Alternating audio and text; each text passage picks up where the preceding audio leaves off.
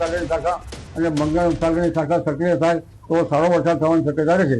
એટલે હવે 28-29 જૂનમાં બંગાળ ઉપસાગરમાં હવાનું હળવું દબાણ ઊભા થતાં બંગાળના ઉપસાગરની શાખા સક્રિય થતાં જ્યાં વરસાદ નથી થયો તેવા મધ્ય ગુજરાતના ભાગો, ઉત્તર ગુજરાતના ભાગો, સાબરકાંઠાના ભાગો, બનાસકાંઠાના ભાગો, અરવલ્લીના ભાગોમાં વરસાદ થવાની શક્યતા છે. કેટલાક ભાગમાં ભારે વરસાદ થવાની શક્યતા છે. મહીસાગરના ભાગમાં ભારે વરસાદ થવાની શક્યતા છે. કેટલાક ભાગમાં અતિ ભારે વરસાદ થવાની શક્યતા છે. 100 mm કરતાથી વધુ વરસાદ થવાની શક્યતા છે. આ ઉપરાંત વડોદરાના ભાગો, અમદાવાદ, ગાંધીનગરના ભાગોમાં પણ વરસાદ થવાની શક્યતા છે. પશ્ચિમ ઘાટમાં તો ભારે વરસાદ થવાની શક્યતા છે. દક્ષિણ ગુજરાતના કેટલા ભાગમાં પૂરની સ્થિતિ આવે તેવો વરસાદ થવાની શક્યતા છે અને સૌરાષ્ટ્રના અન્ય ભાગોમાં પણ વરસાદ થવાની શક્યતા છે. તો દક્ષિણ ગુજરાતના ભાગોમાં ભારે વરસાદની શક્યતા છે. પૂર જેવી સ્થિતિ આવી શકે એવો વરસાદ થવાની શક્યતા. 4 જુલાઈ આસપાસ નર્મદાનું જળસ્તર પણ વધી શકે.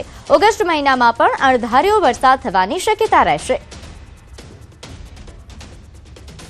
આ ઉપરાંત 16મી જુલાઈ આસપાસ પણ વરસાદ થવાની શક્યતા છે અને ઓગસ્ટમાં પણ અણધાર્યો વરસાદ થવાની શક્યતા છે. એટલે વરસાદ ધીરે ધીરે થવાની શક્યતા રહેશે. પરંતુ આમ છતાં અલ નીનોની અસર તો રહેશે. ખેડૂતો માટે અલ નીનોની અસર સ્ટ્રોંગ અલ નીનો અસર છે એટલે કહી શકાય તેમ નથી. પરંતુ ક્યાંક 86% તો ક્યાંક 88% જેવો વરસાદ થવાની શક્યતા રહેશે. કોઈ ભાગમાં તેથી ઓછો વરસાદ થઈ શકે. અલ નીનોની અસર ચોક્કસ ચોમાસામાં જોવા મળશે. ક્યારેક અણધાર્યો વરસાદ આવશે તો ક્યારેક ઓછો વરસાદમાં બ્રેક પડે ત્યારે ખેડૂતોએ પિયત કરવું સારું રહેશે. ક્યાંક 88% અથવા તેનાથી ઓછો વરસાદ થઈ શકે. ઓક્ટોબર અને નવેમ્બર સુધી અલ નીનોની અસર રહેશે. સામુદ્રિક પેરામીટરો હવે ધીરે ધીરે જુલાઈ માસથી સક્રિય થવાની શક્યતા રહેશે. પરંતુ અલ નીનોની અસર તો રહેશે એટલે એકંદરે વરસાદ કંઈક અંશે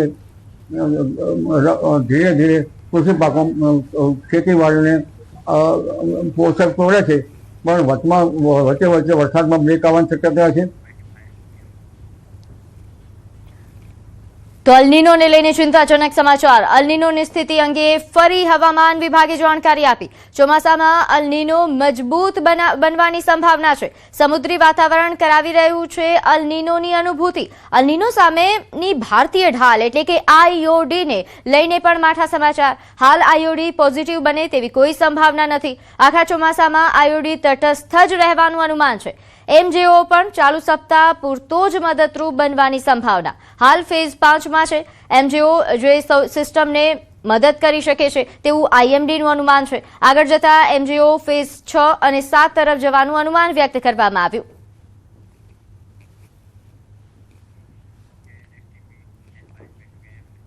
સમાચારમાં આગળ વધીએ. વાત કરીએ ચૈતર વસાવાને 7 વર્ષની સજા પર સાંસદની પ્રતિક્રિયા પર.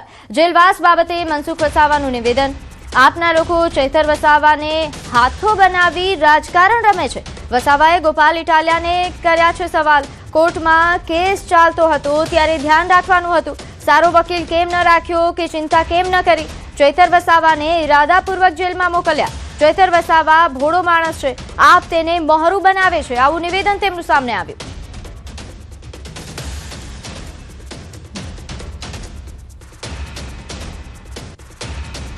ચૈતરભાઈ વસાવાનો ઘણા સમયથી આખો મામલો કોર્ટમાં પેન્ડિંગ હતો અને એ જામીન પર છૂટ્યા હતા ને કોર્ટમાં ચાલુ કેસ હતો.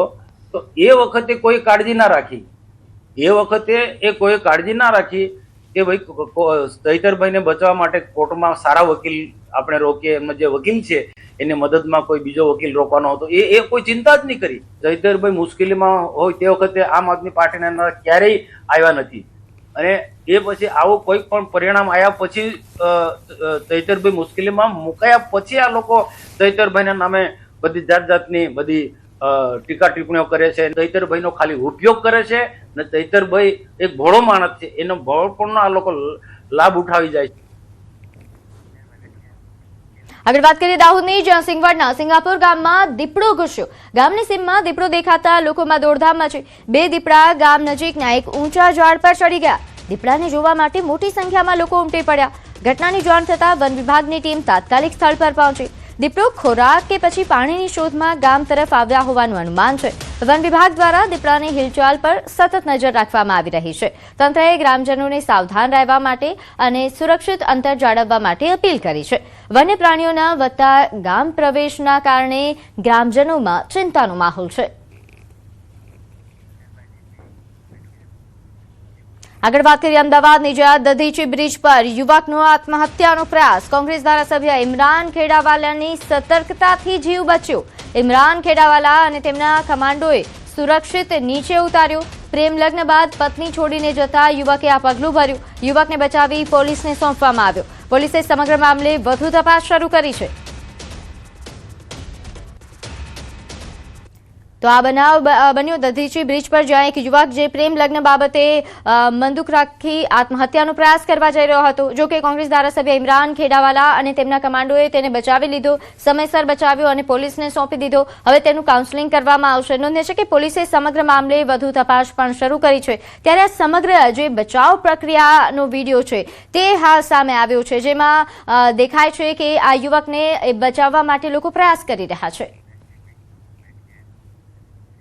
આગળ વાત કરીએ અમદાવાદના ખાડિયાની ફતાશાની પોળમાં વર્ષ 2024માં થયેલા કરોડોની લૂંટ અને ફાયરિંગના ગુનાનો પોલીસે ભેદ ઉકેલ્યો. ઝોન 3 એલસીબીએ મુખ્ય આરોપી દીપક બુકેરની ધરપકડ કરી છે. આરોપીએ 16 જુલાઈ 2024ના રોજ સોનાની દુકાનમાં ફાયરિંગ કરીને અંદાજે 1.51 કરોડ રૂપિયાની લૂંટ ચલાવી હતી. લૂંટ દરમિયાન દુકાનદારના પગમાં ગોળી પણ મારી હતી.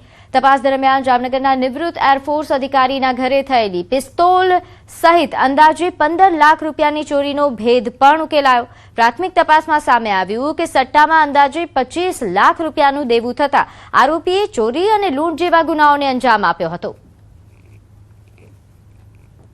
બહુ બધી સોનીઓની દુકાન છે. આની અંદર હજી એને કોઈ ટીપ આપનાર છે કે નહીં એ આપણી તપાસ હજી ચાલુ છે.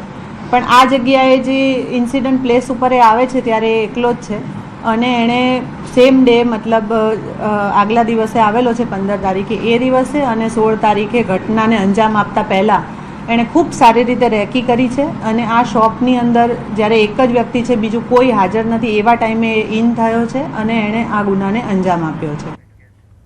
નિયમ વિરુદ્ધ ચાલતા ટ્યુશન ક્લાસ અને ડે સ્કૂલ સામે કાર્યવાહીની માંગ. અમદાવાદમાં ફેડરેશન ઓફ એકેડેમિક એસોસિએશન દ્વારા મુખ્યમંત્રીને રજૂઆત કરવામાં આવી છે. સરકારી શાળાના શિક્ષકો ખાનગી ટ્યુશન ચલાવતા હોવાની ફરિયાદ કરવામાં આવી. ફેડરેશને આવા 70 શિક્ષકોની યાદી પણ રજૂ કરી છે. સાથે જ કેન્દ્ર સરકારની ગાઈડલાઈન અને સુપ્રીમ કોર્ટના આદેશ મુજબ ગુજરાતમાં પણ ટ્યુશન ક્લાસ માટે નિયમો બનાવવાની માંગ ઉઠાવવામાં આવી. સૌપ્રથમ તો ગુજરાતની અંદર શિક્ષણની અંદર વાલીઓનો એક બાજુ મોંઘવારી ને બીજી બાજુ શાળાના શિક્ષકો જે પોતે શાળામાં તો વેતન લે છે, છતાં પણ શાળાના શિક્ષકો વિદ્યાર્થીઓને બ્લેકમેલિંગ કરીને ટ્યુશન માટે મજબૂર કરતા હોય છે. વિદ્યાર્થીઓને ઇન્ટરનલ માર્ક્સ અને બીજા માર્ક્સ આપવાના બહાને પણ સંપૂર્ણ રીતે ટ્યુશન કરાવવા માટે દબાણ કરતા હોય છે અને વાલીઓને એક જે નિયમ છે એ નિયમથી વિપરીત વાલીઓ ઉપર બોજો પડે છે. તો ગેરકાયદે ક્લાસ ચલાવવા બાબતે ફરિયાદ થઈ છે. 70 સરકારી શિક્ષકોની યાદી પણ રજૂ કરવામાં આવી છે. ખાનગી ટ્યુશન ચલાવતા શિક્ષકો સામે આક્ષેપ છે. ખાસ કરીને જે સરકારી શાળામાં ભણાવી રહ્યા છે, ફરજ બજાવી રહ્યા છે તેવા શિક્ષકો ટ્યુશન ચલાવતા હોવાની વિગતો આપવામાં આવી છે. FAA દ્વારા મુખ્યમંત્રીને રજૂઆત. સુરતમાં ડીજીવીસીએલની બેદરકારીનો વધુ એક ચોંકાવનારો કિસ્સો સામે આવ્યો. એક સાથે 2 બિલ આવતા ગ્રાહક ચોંકી ઉઠ્યો. જેમાં સાદા મીટરનું બિલ એ 988 રૂપિયા હતું, જ્યારે જે મીટર લાગ્યું જ નથી તે સ્માર્ટ બિલનું બિલ એ 4351 રૂપિયા આવ્યું. આ બાબતે ગ્રાહકે કચેરીમાં રજૂઆત કરતા અધિકારીઓએ તેને ટેકનિકલ ખામી ગણાવી ગોળ ગોળ જવાબ આપ્યા અને ગ્રાહકને સ્માર્ટ મીટર નખાવી લેવા માટે દબાણ કર્યું. આ ઘટનાને લઈને સ્થાનિકોમાં ભારે રોષ જોવા મળ્યો. સ્માર્ટ મીટર લગાવવા પહોંચેલા કર્મચારીઓનો લોકોએ વિરોધ કરી હોબાળો મચાવ્યો હતો. હવે સવાલ એ ઉઠી રહ્યો છે કે અસ્તિત્વમાં જ ન હોય તેવા મીટરનું બિલ કયા આધારે આપવામાં આવ્યું? મારા ત્યાં સ્માર્ટ મીટરનું બિલ આવેલું છે, પણ મારા ત્યાં સ્માર્ટ મીટર લાગ્યું નથી. એનું બિલ આવેલું છે 4351 રૂપિયા. હવે એ બિલ આવ્યું ક્યાંથી? મારા ત્યાં મેન્યુઅલ જે રેગ્યુલર બિલ છે મીટર છે તે જ આવેલું છે. મેં રજૂઆત કરવા ગયો તો મને એવું કીધું કે સિસ્ટમમાં થોડીક ભૂલ થઈ ગયેલી છે. એમ કે તો રાજકોટમાં પનીર બનાવતી અને વિતરણ કરતી 3 પેઢીઓ સામે તંત્રની કાર્યવાહી. Fortune milk and food products, Shyam dairy product સહિતની પેઢીઓને સીલ કરવામાં આવી. ત્રણેય પેઢીઓને નિયમોના ભંગ બદલ 5,000 મળીને કુલ 15,000 રૂપિયાનો દંડ ફટકારવામાં આવ્યો. તપાસ દરમિયાન 500 કિલો ફૂગ લાગેલી મલાઈનો નાશ કરવામાં આવ્યો હતો, જ્યારે પનીરના સેમ્પલ લઈને વધુ તપાસ માટે મોકલવામાં આવ્યા છે.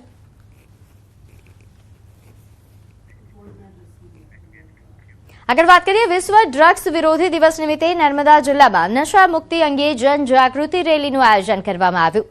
રાજપીપળા શહેરમાં યોજાયેલી આ રેલીને નર્મદા જિલ્લાના અધિક જિલ્લા પોલીસ વડા વિશાખા ડબરાલે લીલી ઝંડી બતાવી પ્રસ્થાન કરાવ્યું.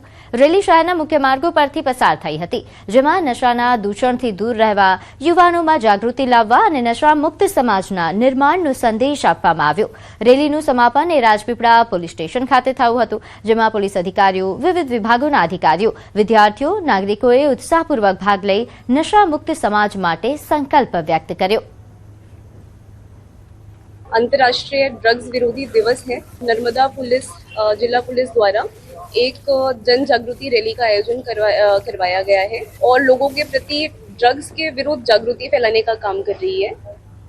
તો અરવલ્લીના મેઘરજ તાલુકાના સિસોદરા ગામમાં પાણીની ટાંકી ગમે ત્યારે તૂટી પડવાની આરે છે. ગામની વર્ષો જૂની પાણીની ઊંચી ટાંકી એ જર્જરિત અને જોખમી હાલતમાં છે. ટાંકીમાંથી લોખંડના સળિયા બહાર દેખાઈ રહ્યા છે. પ્રોટેક્શન પિલર લટકતી હાલતમાં છે અને ઉપર જવાની સીડીઓ પણ તૂટી ગઈ હોવાથી ગ્રામજનોમાં અકસ્માતની ભીતિ ફેલાઈ છે.